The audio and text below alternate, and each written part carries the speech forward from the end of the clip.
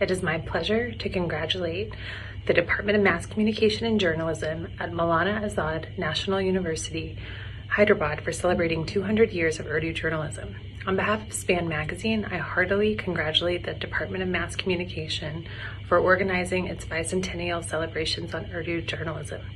I would like to take this opportunity to tell you about SPAN Magazine, a U.S. Embassy New Delhi publication. Since 1960, it continues its journey to strengthen bridges that connect the people of the United States and India. It was in 2003 when 2 new editions were added in Urdu and Hindi, with the aim of reaching wider audiences in these 2 important local languages. Since then, they have been published continually and without a break.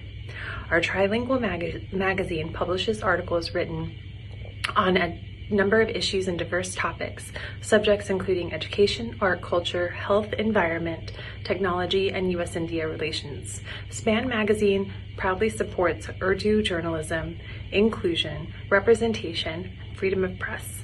I once again congratulate the university on 200 years of Urdu journalism.